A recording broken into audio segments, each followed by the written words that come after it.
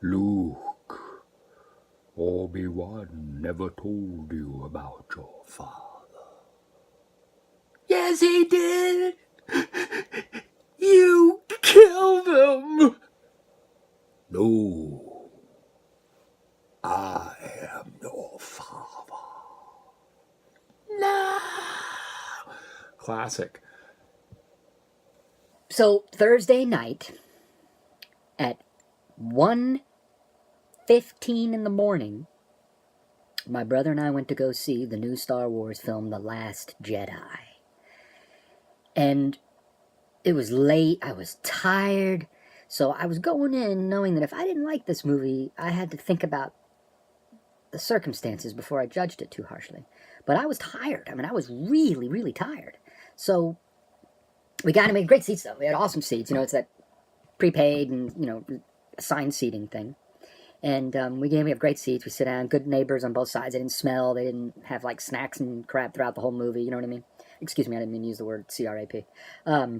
So I'm sitting there, and, the children were actually the best part of the audience. That's what's so cool, is that when adults take children to an adult movie, the children are restless. But when you take a child to a child's movie, the adults are restless. So the beauty is when you come up with things, like Disney films, for example, they try to appeal to both sides to keep both of us vested. You don't have to worry about spoilers. I won't spoil the movie. I actually won't even talk about the movie, probably. But what I will talk about is how the movie makes me feel. And how the movie makes me feel is special. It makes me remember being a kid again. So for a kid, it makes you want to use your imagination and go outside and play and get your Star Wars figures and have fun and imagination in spades, play more video games, just make music, whatever. That's the beauty of movies that create imagination. It makes the youth come out. You can be an 80-year-old or you can be a 5-year-old. It can come out from you, and when it does, you should let it. You should express it. You should make videos and talk about things you love, or whatever it is you want to do. The Last Jedi is the change of guard. Go into it with an open mind, and watch The Force Awakens one more time, because it really is one movie. The two just go right together. This is a beautiful film, and it is a loving tribute to the original films. The original 3, which is really 4, 5, and 6. Can you hear my bird in the background? So I just want to say that I thoroughly loved this movie. I think The Last Jedi is a masterpiece. I don't think it will be my favorite film in the series or the franchise, and the reason for that is because of what it is, the change of the guard. So it's going to be the one I think about the most. It'll be the most relevant of all the movies, but it will never be my favorite because it's a transitional piece. It's the one that connects, you know what I mean? It's like in between. It's that one in between. And they never did spin-offs with the originals. But with these new ones, they're going to start doing spin-offs. We've got Solo coming up, we have Rogue, and all of that. So the spin-offs are going to be their own thing, and this universe is just going to turn. This is Disney now. We got Disney behind Star Wars. The original Star Wars movies didn't have anybody behind them but George Lucas and his bank account. So, God, I wish more people would respect that. That other than 20th Century Fox's influence in the beginning, who he pretty much knocked on every door he could, and everybody said no. And finally, 20th Century Fox said they would help distribute. That doesn't mean it had anything to do with making the movie. They just got the movie out there for him. They distributed it. They presented it. They got it out there. They said, here, look, bop, bop. They paid all the money to send it to the movie theaters and all that union and crap stuff. Anyway, so that's what he did. His money, he made the movie using his own. It was the most successful independent film of all time. I think the record was previously held by Halloween, John Carpenter's Halloween. That was the most successful movie of all time, independent. And I guess in a nutshell, that's basically saying hello to Kathleen Kennedy and J.J. Abrams, and goodbye to George Lucas. He sold it. It's now theirs. And I think, we haven't seen a lot of R2-D2. We haven't seen a lot of C-3PO. If you think about it, for the 3 films that we've had, we haven't seen hardly any of them at all. Even if you combined all of it from all those movies. They've really been ghosts. So that's a sign to me. You know what I mean? That means something. It means that that's too ingrained to the old guard, to the George Lucas Star Wars. So they'll probably always be there, but they'll be ghosts. It's not JJ's to have fun with. He can't be creative and have fun with R2-D2 and C-3PO. So he's got to create new things that he can do that with. BB-8, of course, is the perfect example of that. And boy, did he fine-tune that whole thing. I mean, basically, there is no way R2-D2 and C-3PO could join anybody on the adventures that they've moved way too slow. It's impossible. Unless they could teleport, they could not keep up with a Jedi. And how the Star Wars films that George Lucas produced and directed, or got people to direct for him, managed to do that is the magic of the films, is that you don't think about those things when you watch the original Star Wars films. And unfortunately for George Lucas, when he made the prequels, which I adore and love, and I think all three of them are beautiful films. I think they're a love story. And that's the hard part for some people. But the birth of Darth Vader and the death of Anakin, all of that, and the fight in the lava with Obi-Wan Kenobi, that's some of the best cinema ever. And I'm offended by anybody who doesn't think that's an incredible moment in film history. George Lucas was a genius, in my opinion. I love him, and I'm sad to see him go. I don't want the old guard to go away, but it has. And The Last Jedi is a beautiful swan song to it. In every way, it says goodbye and hello. What you think is going to happen doesn't happen. What doesn't happen is what you think is going to happen isn't going to happen, so don't think it. It's a beautiful movie. Every shot is incredible. Every scene could be a still, and you can hang it on your wall. The battle in the desert with the red Himalayan-type sea salt coming up. Every time you change the surface, which is the whitening of the surface salts, and if you scratch through that, the different color salt will be underneath. Well, this planet is a salt planet, so it's covered in white. But if you dig through that a little bit, it comes up red. That's the real color of the salt. That's the amino-rich. That's like a healthy planet. That's why it's mined. It's a mining planet. Anyway, I'm getting too involved.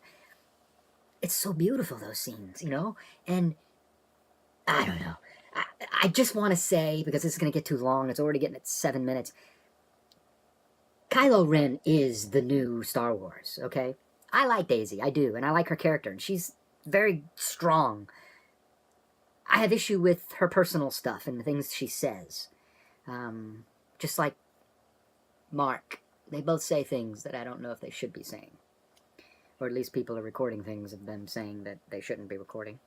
Either way, I think Adam Driver knows what he's got. I think Adam Driver is smart, and I think he brings so much to this series that it is not to be underestimated. I think they overestimate the cute characters that are thrown in, the continual use of a R2-D2. That's basically what they're trying to recreate. That's what Jar Jar Binks was, trying to recreate R2-D2. You know what's interesting is, Jar Jar Binks would have been probably the most popular and famous character. Saw just a minute of him. Think about that for a minute. If that scene at the table, when Qui-Gon Jinn and Jar Jar's eating things off the table with his tongue, doing that thing, and Qui-Gon sees that and grabs his tongue, goes, don't do that. I love that scene.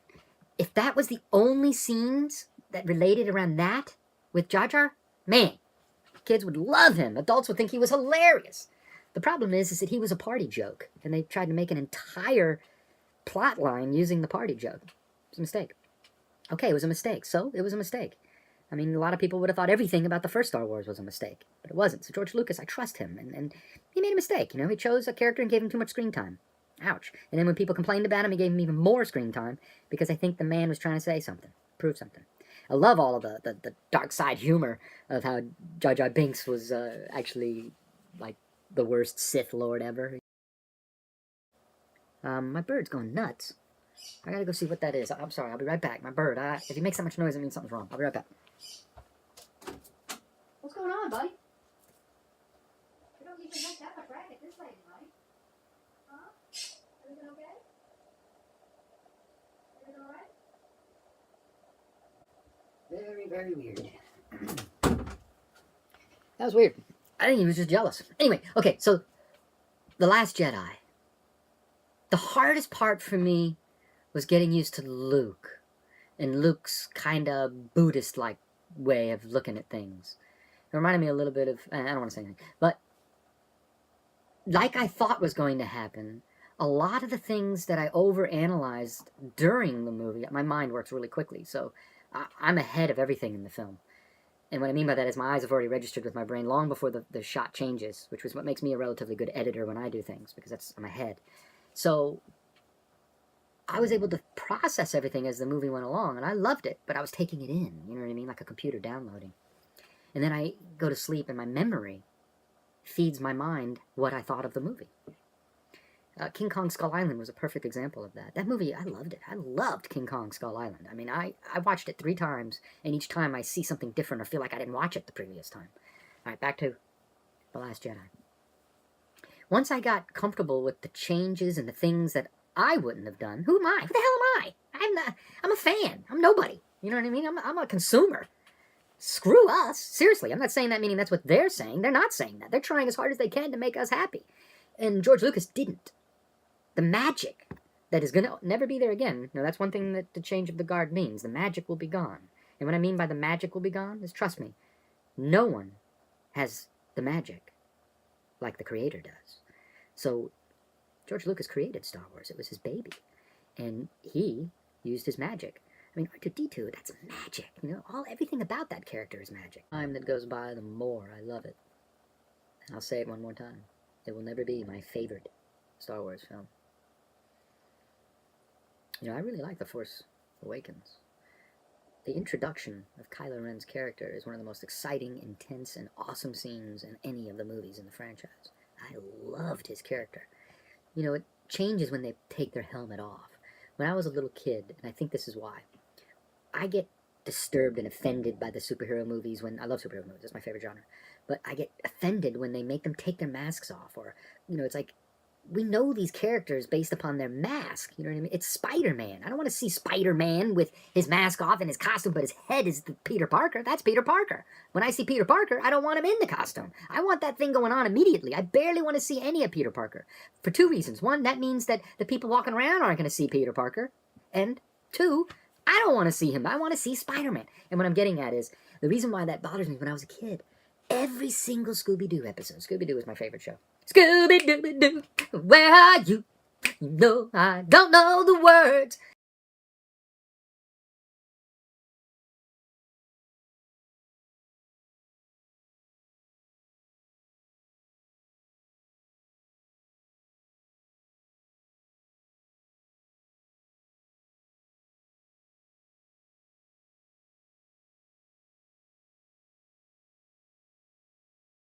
So, in Scooby-Doo, man, they had cool monsters and stuff, and I loved that stuff when I was a kid. And I watched it religiously every Saturday.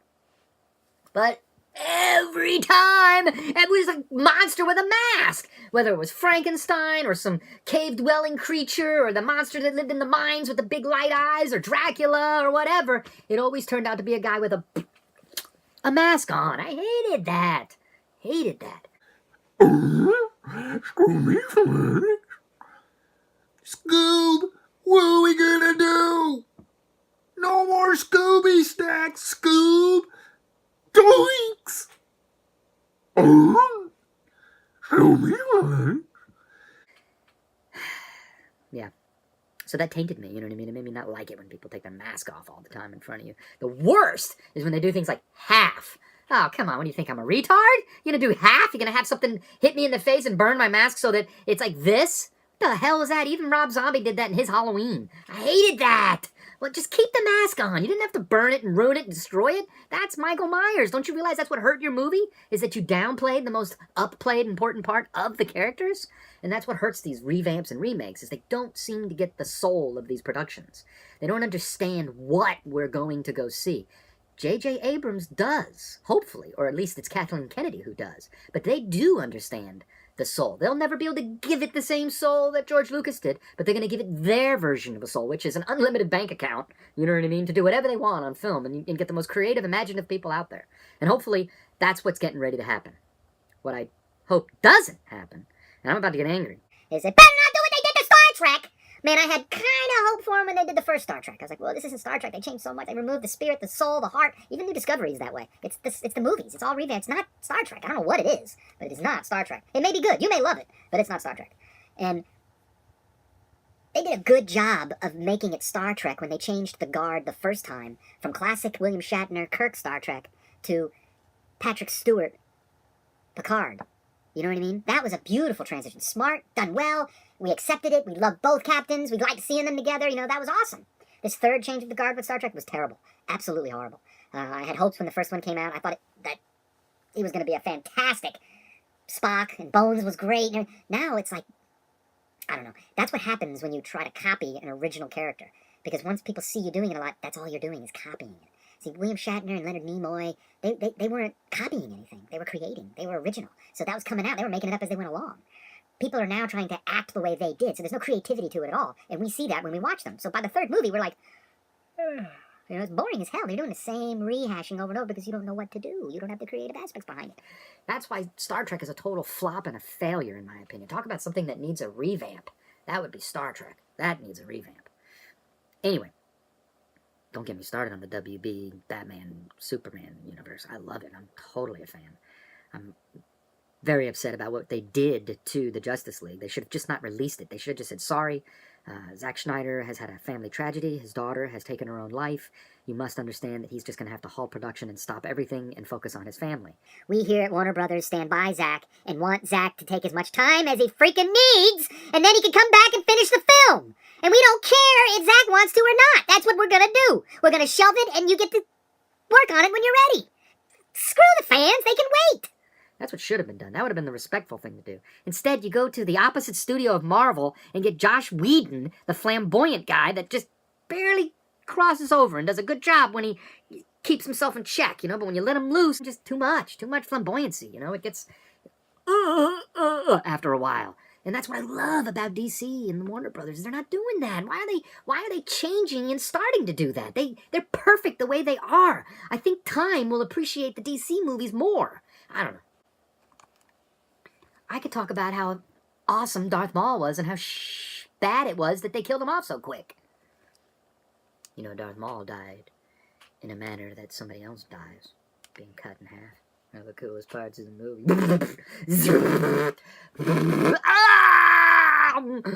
Look, I have only one eye. That's the end of my review. Obviously, you know that I loved The Last Jedi, and I'm a huge Star Wars fan. And my hopes and dreams for the franchise, I believe, are in good hands.